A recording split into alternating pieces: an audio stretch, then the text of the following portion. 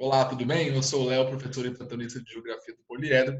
E hoje eu estou aqui com vocês para responder a questão 27. Estamos na página 184 do livro 1. Estamos na frente 2, o capítulo é o 2, também o capítulo de globalização, tudo bem? Questão 27, questão proposta 27 da UEPA de 2015. Vamos dar uma lida aqui neste texto, né, que nós temos para fazer a análise da questão. Então, um momento de desordem mundial. Nesse começo de século, assistimos a uma reformulação de fronteiras e influências político-econômicas do mundo. Essa nova forma de organização mundial, baseada na existência de redes, fluxos e conexões, exige mudanças no método de agrupar e separar territórios. Essa nova era é marcada pelo advento da globalização e da internet, que permitiu maior integração internacional e criou um novo espaço, um território mundo composto de uma sociedade mundial que compartilha os mesmos valores. A integração cada vez maior dos estados e a soberania de um país através de um grupo são demonstradas pela força dos blocos econômicos, que estabelecem uma concorrência acirrada entre si para manter a influência sobre os seus parceiros comerciais. Identifica-se um novo movimento de regionalização do espaço contemporâneo a partir das redes integradas ilegais de poder, como o tráfico de drogas e o terrorismo globalizado, e a reconfiguração dos territórios devido a mudanças nas relações de poder e ao hibridismo cultural. Bom, a questão vai falar bastante, então, desse impacto que as novas tecnologias que são concebidas durante esse contexto que a gente denomina como globalização, então estamos falando mais ou menos a partir da última década do século XX, 1990 aproximadamente, em diante, tudo bem? É um momento histórico em que a gente observa um exponencial desenvolvimento dos meios de comunicação, principalmente e também dos meios de transporte, e isso vai revolucionar todas as relações econômicas, políticas, econômicas e culturais, ok? A gente tem, né, como a própria questão, como o próprio texto narra, uma tendência de um hibridismo cultural, uma mistura, né, uma sobreposição de culturas sobre outras. Então, nós temos aqui uma dinâmica de um amplo processo de transformação econômica e social decorrente disso, tudo bem? E ele também menciona as relações que o processo de globalização desempenha e possui também com as questões criminais, ok? Vale ressaltar que esse desenvolvimento das telecomunicações, por exemplo, ele atende também aos interesses de determinados setores da sociedade que vão se utilizar essas tecnologias para os seus atos criminosos. Então, ele menciona, por exemplo, né, os grupos terroristas ou o próprio tráfico de drogas, que são atividades que vão se apropriar desses meios de comunicação, especialmente a internet, ok? Para tornar suas atividades muito mais efetivas, muito mais, de certa forma, facilitadas em certa medida, pensando nesse ponto de vista. Tudo bem? Pensando então nesse raciocínio, vamos dar uma lida em cada uma das alternativas. De acordo com o trecho, essa nova era é marcada pelo advento da globalização e da internet, que permitiu maior integração internacional e reconfiguração nos territórios devido a mudanças nas relações de poder e ao hibridismo cultural. A última parte do texto, ok? É correto afirmar que na primeira parte, ele fala que no capitalismo informacional, a globalização da pobreza é cruel, pois, mesmo com a redistribuição de renda, há maior desigualdade nas regiões ou países subdesenvolvidos, porque, apesar do intenso uso das tecnologias modernas, as dificuldades socioeconômicas não foram superadas. Em certa medida, eu diria que a gente pode até concordar com boa parte do que diz essa alternativa. Eu diria que o problema dela, fundamentalmente, é falar de mesmo com a redistribuição de riqueza. Convenhamos, né? Se nós temos todo esse cenário que a própria alternativa discute de uma intensificação ou de uma ampliação das desigualdades socioeconômicas, não teria como a gente pensar num contexto simultâneo em um processo de redistribuição da riqueza, ok? Se são ampliadas, se persistem e eventualmente se ampliam essas desigualdades sociais, isso se deve justamente à ausência de mecanismos que viabilizassem essa redistribuição da riqueza de modo a, né, de certa forma, atenuar, diminuir um pouquinho essas desigualdades sociais, ok? Então a A pode ser considerada incorreta. Vamos ver a B. Apesar das vantagens, da globalização tem sido bastante criticada por ter aumentado a desigualdade social e econômica e facilitando a atuação das entidades do crime organizado, devido às facilidades tecnológicas das comunicações que têm diversificado suas formas de atuação no mundo. Até aqui, nenhum problema. Tudo bem? A ideia de que a globalização amplia as desigualdades sociais, ela na verdade se manifesta de várias formas diferentes, mas talvez a principal condição associada a isso seja pensar o seguinte: Hoje, teoricamente, né, o acesso à informação ele acaba ficando um pouco mais facilitado, mas ainda assim você pode considerar que você tem uma série de pessoas, né, em qualquer cidade, em qualquer bairro, enfim, que ainda não tem acesso, não necessariamente um acesso ilimitado ou um acesso por si só, por exemplo, à internet, ok? Se você for num bairro ou numa região de uma cidade em que você tem uma condição socioeconômica menos privilegiada, você muito possivelmente vai encontrar pessoas que não, né, têm um acesso aos meios de comunicação modernos, o que, portanto, acaba excluindo ainda mais aquela população, ok?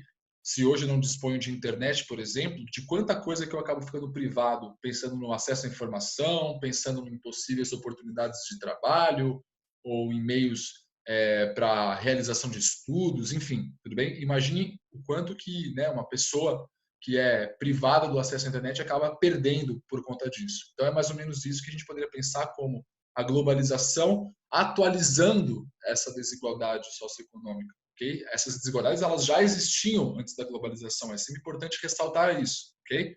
São desigualdades que existem desde que, teoricamente, a sociedade se organiza de modo hierárquico, enfim, né? Poderíamos falar de muita coisa para entender isso, mas a ideia é pensar que a globalização amplia as desigualdades sociais por conta dela atualizar essa desigualdade, né? Levando em consideração também essas novas tecnologias que surgem nesse contexto, ok? Então, a alternativa B, podemos considerá-la como correta, mas vamos também dar uma olhada nas demais.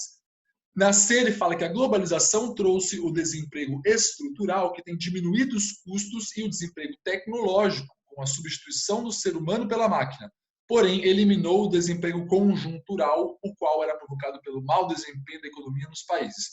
A forma como ele define os tipos de desemprego, digamos, está legal, tudo bem? Desemprego estrutural, assim como o próprio desemprego tecnológico, eles estão muitas vezes associados, eles representam justamente a eliminação de um posto de trabalho de modo permanente, ok? Então, por exemplo, pensando numa pessoa que trabalha em uma indústria, numa linha de montagem, realizando uma determinada tarefa repetitiva, ok?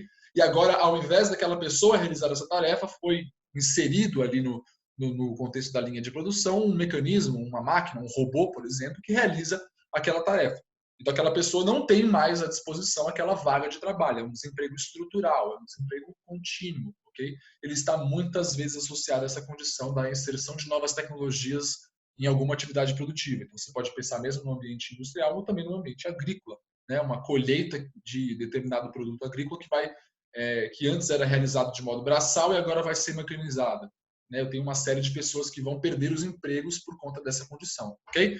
O desemprego conjuntural, por sua vez, como o próprio nome sugere, ele está associado a uma conjuntura, a um determinado cenário econômico em determinado momento histórico, ok? Então, em momentos em que você tem uma conjuntura econômica desfavorável, por exemplo, a crise de 2008, né, a crise que se inicia lá no mercado imobiliário dos Estados Unidos e se propaga para o mundo inteiro, foi uma conjuntura completamente desfavorável, né, ao desenvolvimento econômico e à geração de empregos. E foi, portanto, o momento em que nós tivemos uma onda de desemprego em massa, ok? Foi uma ocasião, né, uma conjuntura econômica que depois, no momento posterior, se vier eventualmente a se resolver, você pode ter o retorno de um período bom, economicamente falando, e aí essa oferta de empregos torna-se novamente maior. Então, um desemprego conjuntural é um desemprego teoricamente temporário, ok? É um desemprego que não assume essa total exclusão dos postos de trabalho. Bom, como o próprio exemplo que eu dei demonstra, né, esse desemprego conjuntural ele se mantém ainda existente mesmo no contexto da globalização. Inclusive, né, se a gente fizer um paralelo com o exemplo dado, a crise de 2008, a crise de 2008 ela se propaga para o mundo inteiro muito rapidamente, especialmente por conta de que hoje, né, os meios de comunicação também aceleraram muito as relações econômicas. Os mercados de compra e venda de ações, teoricamente, esse tipo de atividade econômica se intensifica também no contexto da globalização. Então, as possíveis consequências ruins, né, que essas atividades podem ocasionar à economia, como a crise que a gente observou em 2008, elas também tendem a se intensificar, ok? Então, o erro da afirmação da alternativa C é esse final, essa correlação com o desemprego conjuntural, tudo bem? Na alternativa dele, coloca que a tecnologia tem trazido conforto e melhoria às pessoas e, no entanto, reduziu os postos de trabalho devido à diminuição da demanda por mão de obra qualificada e aumento da oferta de trabalhadores desqualificados, provocando aliás, provocado pelo aumento do uso do maquinário no processo produtivo. Tem um único erro na afirmação. Ele fala da diminuição da demanda por mão de obra qualificada. Aí que está o problema, ok? Se você pensar o seguinte, bom, beleza, se eu fizer uma atividade repetitiva, uma atividade meramente braçal, essa atividade ela pode muito bem ser substituída por uma máquina que realiza aquela mesma função, tudo bem? Então, teoricamente, um trabalho menos qualificado é um trabalho que está mais suscetível, está mais passível de ser substituído por uma máquina, por ser automatizado. Então, teoricamente, os trabalhadores menos qualificados são aqueles que estão mais, digamos, suscetíveis a essa condição do desemprego estrutural ou tecnológico, ok? Se eu sou um trabalhador que realiza uma função mais intelectual, mais analítica, mais criativa, teoricamente, o risco, digamos, que ocorre de ser substituído por uma máquina, de passar por um processo de desemprego estrutural, ele é menor, ok? Para que você tenha uma máquina realizando esse tipo de função, tem que ser uma máquina muito desenvolvida, muito moderna. Você, né, tem algumas determinadas funções, eu diria que seria impossível, né? Seria impossível você conseguir efetivamente substituir, automatizar. Então, o erro da afirmação D é este, ok? Na verdade, a mão de obra qualificada amplia a sua demanda, porque agora, né, as funções que realmente dependem de um ser humano para serem realizadas, elas vão se tornar, né, atividades e funções de destaque ainda maior, tudo bem? Então, seria esse o raciocínio. A mão de obra menos qualificada é que acaba sofrendo uma diminuição muito sensível na sua demanda por conta dessa ideia de automatização das funções. Belezura? E, por fim, a alternativa E, ela vai falar o seguinte: o crime organizado se beneficiou do avanço tecnológico das comunicações do mundo globalizado, pois o tráfico de drogas, mulheres e crianças encontrou mais facilidade para expandir as suas ações criminosas, ao contrário do terrorismo, que tem sido rapidamente eliminado pelo uso de armamentos modernos. Eu diria que eu concordo quanto à análise que ele faz em relação à questão do crime organizado. De fato, você tem uma facilitação das ações pelos grupos vinculados ao crime organizado por meio do desenvolvimento das comunicações, especialmente, né? Um exemplo que vale aqui é o fato de que nos presídios brasileiros a gente tem uma larga e muito conhecida utilização de aparelhos celulares, mesmo que sejam proibidos, né? Os aparelhos celulares eles são de modo muito frequente utilizados nos maiores presídios do Brasil. Isso não é segredo para ninguém, tudo bem?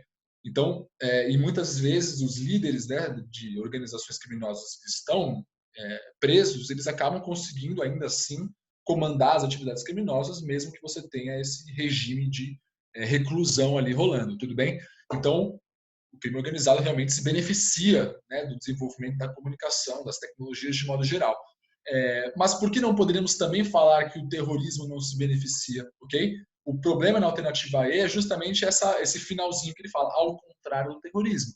Tudo bem, por um lado, a gente pode pensar que esse desenvolvimento tecnológico ele também pode, eventualmente, facilitar o combate a esses grupos, tanto os grupos terroristas como os grupos vinculados ao crime organizado. Só para fazer uma diferenciação, geralmente a diferença fundamental é que o terrorismo ele não está necessariamente preocupado em obter dinheiro, ele não tem uma preocupação lucrativa.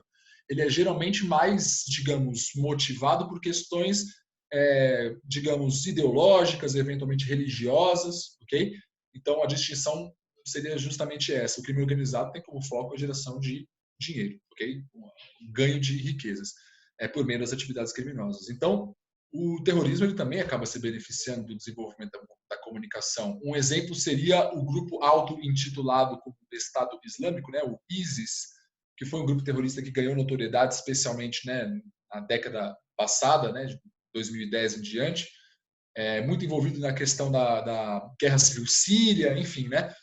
Foi um grupo que utilizou da internet, por exemplo, para conseguir recrutar pessoas de vários locais do mundo, né, para atuar nas missões, né, deste grupo terrorista. Então, eles também se beneficiaram largamente do uso das tecnologias. A gente não pode excluir também os grupos terroristas dessa condição. Tudo bem? Então, por essa razão, a gente pode eliminar a alternativa E. Ficamos, então, com a alternativa B como correta. Tudo bem, gente? Beleza? Bom, então por hoje é isso. Espero ter ajudado. Na próxima, estou aí à disposição para ajudar novamente. Um abraço, bons estudos para você.